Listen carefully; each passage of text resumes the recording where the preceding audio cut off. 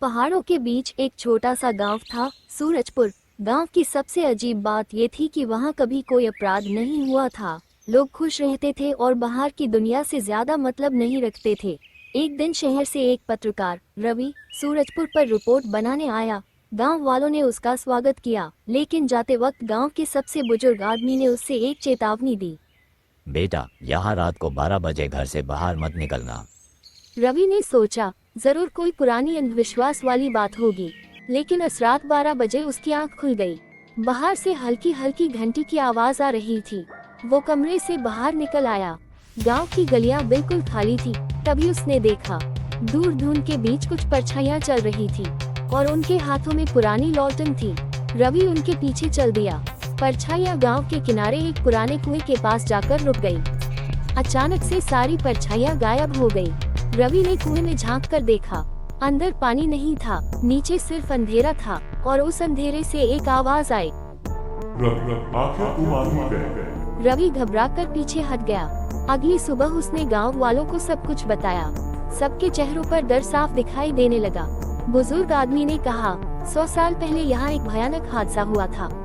पूरा गांव एक ही रात में गायब हो गया था।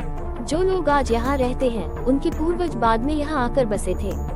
रवि हैरान रह गया। फिर वे परछाइयां कौन हैं? बुजुर्ग ने धीरे से कहा, वही लोग जो 100 साल पहले गायब हुए थे। उस रात रवि ने सच जानने का फैसला किया। रात के 12 बजे वो फिर कुएं के पास पहुंचा। इस बार परछाइयां उसका इंतजार कर रही थी। एक परछाई आगे बढ़ी और बोली, हमें किसी ने गायब नहीं किया था। हमने खुद गांव को बचाने के लिए अपनी कुर्बानी दी थी। तब रवि को पता चला कि 100 साल पहले गांव पर एक भयानक बीमारी टूट पड़ी थी। उसे रोकने के लिए कुछ लोगों ने खुद को गांव से अलग कर लिया और इसी कुएं के नीचे बनी एक गुप्त सुरंग में चले गए। वहीं पर उनकी मृत्यु हो गई, लेकिन उनकी आत्माएं आज भी गांव की रक्षा कर रही थी। अचानक जमीन कांपने लगी। कुएं के नीचे की सुरंग टूटने लगी। अगर वह टूट जाती तो पूरा गांव धंस सकता था। रवि और गांव वालों ने मिलकर सुरंग का रास्ता बंद कर दिया। जैसे ही काम पूरा हुआ, परछाइयां मुस्कुरा उठी और धीरे धीरे धुंध में विलीन हो गई। जाने से पहले एक आवाज गूंजी। उस दिन के बाद सूरजपुर में कभी उस घंटी की आवाज नहीं सुनी गई। लेकिन आज भी गांव के उस पुराने कुएं के पास एक पत्थर लगा है, जिस पर लिखा है, कुछ लोग मरते नहीं, वे अपनी कुर्बानियों में हमेशा जिंदा रहते हैं।